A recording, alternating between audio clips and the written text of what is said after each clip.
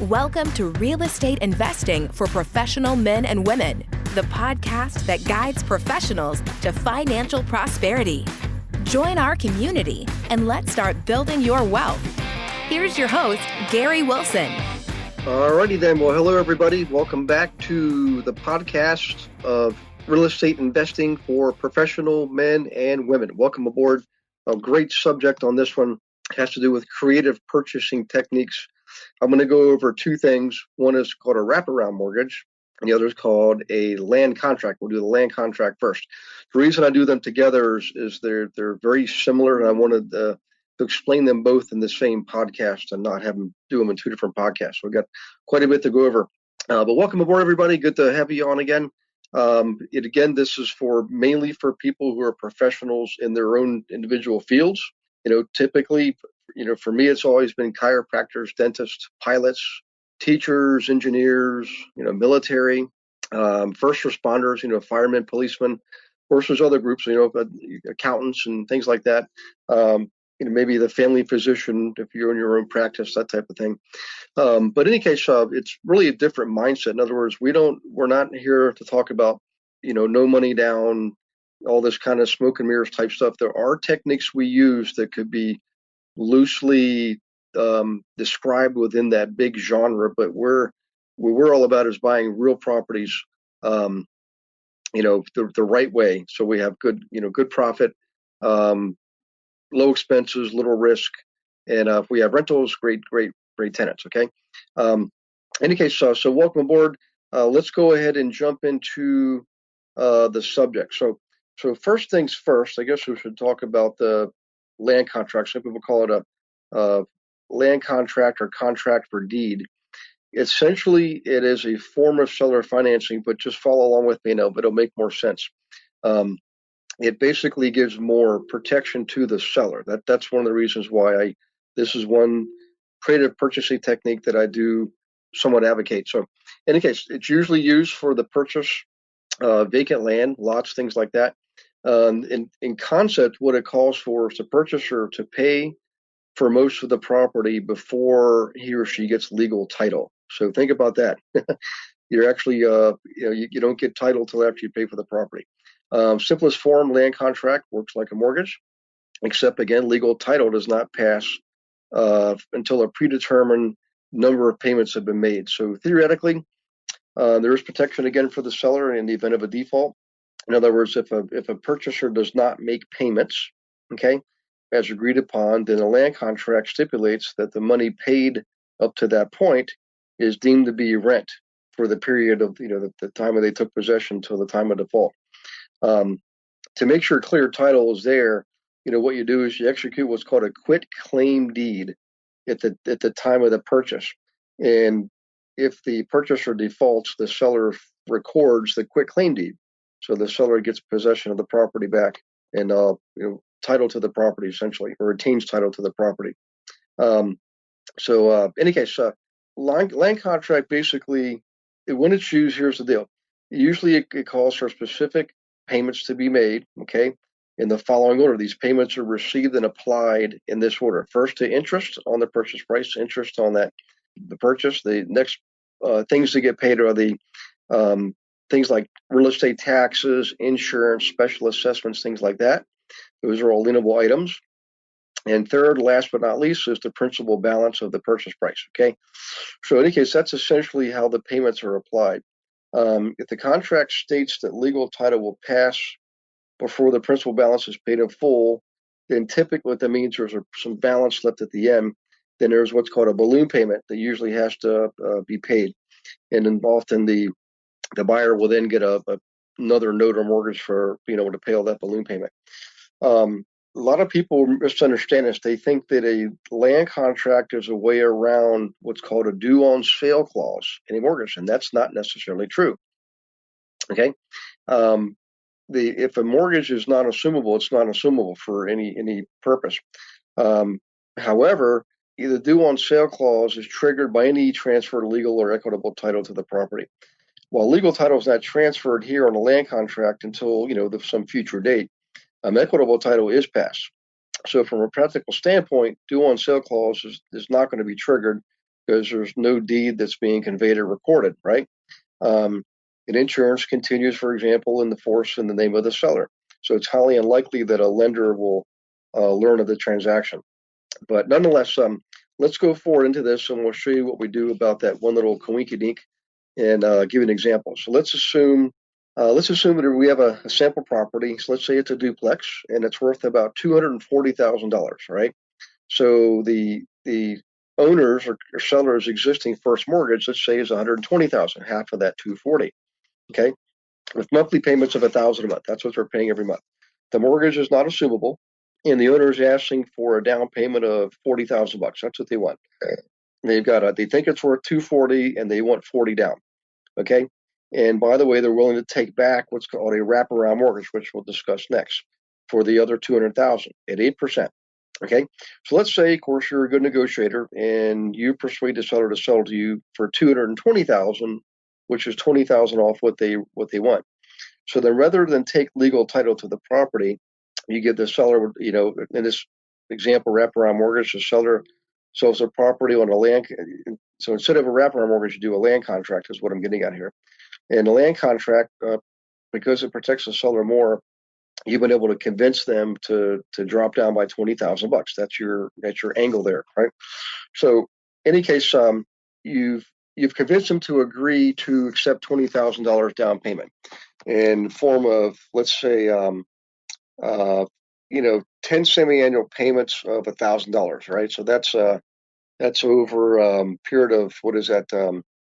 2 payments a year. That's 20 payments, $1,000. That's your $20,000. So semi-annual means twice a year, right? You then agree to pay the seller $200,000 at 8% interest, okay, for 5 years. At that time, you will agree to take legal title to the property. With the added monthly payment for taxes and insurance, let's say that's $500. You got an out of pocket of $1,500 a month. The duplex could rent for a total of $2,000 for the month, $1,000 on each side. Let's just say that's the example, and you have 10% management fee and $100 per month for maintenance. So you got approximately $200 a month left in cash flow. Win-win for both parties, right? You're buying a property with little money down. Seller has security knowing he or she has not conveyed legal title to the property to you, and there's a positive cash flow. So far, so good. So to use this technique, back to what we described a little while ago, a little bit of a warning here. The contract for deed is for an extended period of time, and let's say it's for 10 years, 20 years, whatever. There's a number of things that could happen in there, right?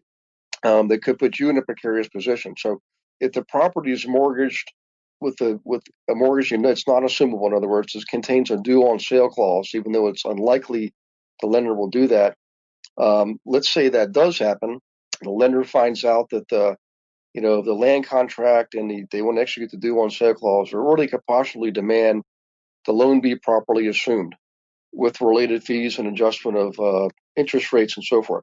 So the contract, your sales agreement, should contain language then that stipulates that, how you handle this problem. And a reasonable way is to have you and the seller agree to split any additional increased cost should that event arise. That's one thing you could do. Also, to protect you from the seller's life events like divorce, declaring bankruptcy, becoming mentally incompetent, or dying, for example, you should have the seller execute the deed. Okay, the deed should be held by a reputable title company, a third party, neutral company, and all the monthly payments, by the way, should be going to that company. Okay, when an agreed upon number of payments have been made, then the title company will record the deed, so you're okay. In any case, at the time you enter into the land contract, title search should always be done. Make certain the seller has clear title. And as mentioned earlier, after the contract has been signed, the contract itself, or a memorandum of the land contract, should be recorded in the county records, okay, where the property is located. In any case, in order for this to work, generally speaking, you need to have a seller who, wants maybe some little cash at the closing, but doesn't want the whole thing. They would like monthly payments. Buyer gets almost a no money down deal. And in fact, with security deposit and last month's rent, from the tenant located before the closing. Of course, the buyer may even put cash in his or her own pocket. The buyers purchase the property even with bad credit. The buyer gets a monthly cash flow of $200, right? They're renting this out, for example, and the seller has a small down payment, monthly income coming in, and they've relieved themselves of the ownership responsibilities while getting virtually almost everything they asked for. So, in any case, that's sort of the rundown on a land contract. What I want to do right now is talk about the wraparound. Okay, wraparound mortgage, which is closely related to a land contract, but let's do this. Let's go through an example of a land contract, and that'll help you make this distinguish between the two. So let's assume in this situation we've got a property with a fair market value $250,000. Okay, and you may want to write this down, by the way. So go ahead and write down $250,000, and let's assume in this case the seller has an assumable mortgage of $150,000. Okay, and 8% interest. And so their mortgage is current balance $150,000. Interest they're paying is 8%. So they're paying $1,270 per month, roughly speaking. And so the seller's equity is $100,000. In other words, 250 fair market value minus 150 existing mortgage leaves $100,000 equity. So go ahead and write all that down, and we will continue. So in any case, this is a classic sort of a no money down way, yet it's pretty conventional. That's another reason why I kind of like it. Way to buy a property, and it would call for the buyer to assume the first mortgage of $150,000. Okay, so this is where this starts to differentiate between this and a land contract. So the next thing is the buyer would give the seller second mortgage for the $100,000 in balance. By the way, this is I'm just giving you what could happen conventionally. Then we'll go into what you could do with a wraparound example. So in any case, then the buyer would have to give the seller a second mortgage for the $100,000 remaining balance. You could say it's a mutually agreed upon interest rate at 10%, which means that's $1,000 a month. Okay, purchaser's total payment would be then $2,270 per month. The original $1,270 for assuming the first mortgage at $150,000, and the second mortgage that's $1,000 per month. Okay, so in order to avoid the cost and liability of assuming a mortgage, let's say, and now we switch to the wraparound mortgage. So the buyer offers the seller a $250,000 wraparound mortgage, payable at interest rate of 10%, with payments of $2,225 per month. On the surface, it appears to be just about the same transaction, but let's just take a look at this. Okay, this wraparound mortgage, literally wraps around the existing mortgage. So here's what happens: the buyer makes the payments on the new mortgage directly to the seller. So the buyer's paying the seller the payments on the wraparound mortgage. The seller has to continue making their payments on the old mortgage. Okay, since the payments on the new mortgage are larger than the payments on the old mortgage, the seller keeps the difference. Now, we don't have to worry about a due on sale clause here, because if it does get executed, we just go into the plan B we described earlier. But remember, in this case, we do have an assumable mortgage. If it becomes necessary, we can do that. But in any case, here's the wraparound example. The buyer pays the seller $2,225 a month. That's times 12. That's $26,700 for the year. The seller's monthly payments to their older mortgage at $1,225 comes out to $14,700 for the year. That's a difference of $12,000. In other words, $26,700 minus $14,700 equals $12,000. You get what I'm saying? So if you took the monthly payment the buyer's giving the seller at $2,225 and subtract the seller's payment to her original mortgage of $1,225, that's your $1,000 a month times 12 is $12,000. Just want to describe it both ways there. So essentially, what's happening is the seller, remember, had $100,000 in equity in the property, and they're getting $12,000 a year. So they're essentially getting a 12% return on their $100,000 equity. But that's not all. That's just the beginning. Okay. The first mortgage, because it's older, and more of the monthly payments being credited towards the principal balance, is being paid off at a faster rate than the new wraparound mortgage. So there, let's just say, for example, in 20 years, the old mortgage was paid off down to zero. Well, at that point, the wraparound mortgage will still have a balance of, say, $165,000. Okay. Well, the seller's equity then has essentially grown from $100,000 to $165,000 in that time frame, and at the same time has been earning a 12% annual return. Remember, $1,000 a month. That's not too shabby. So essentially, it's win-win for everybody. The seller keeps $12,000 in interest per year, right? Remember the 12% on the $100,000.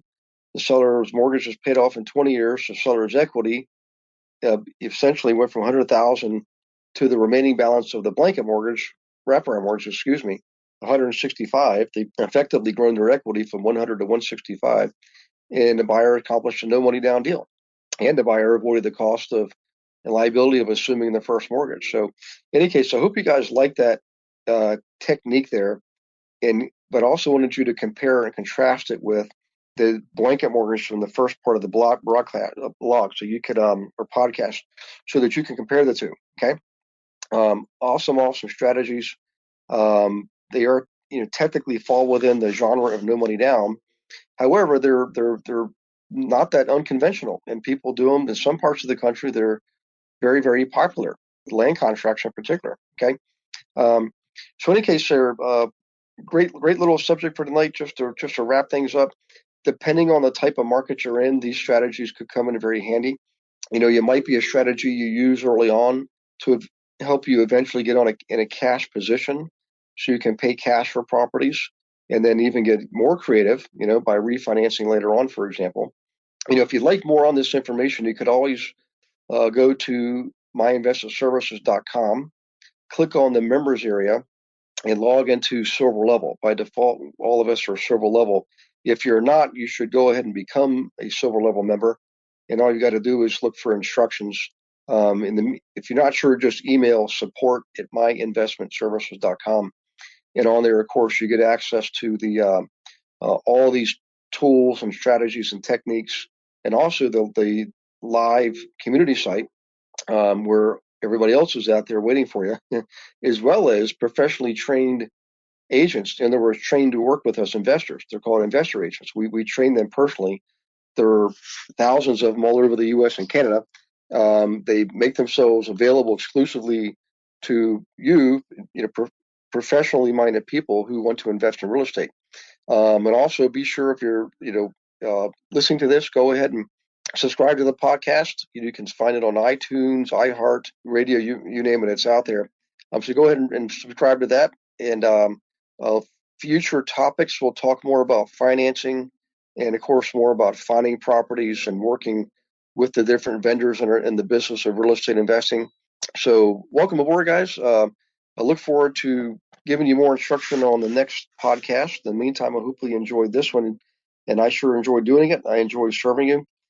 From time to time, I may give you some examples of transactions I've done using some of these techniques. Okay, and always remember, one real creative way you can do this, guys, is to get a business loan against your practice if you have a practice, as long as it's set up as it's incorporated as an LLC or a C corp or an S corp. You should be able to get a business loan to help you get started investing in real estate.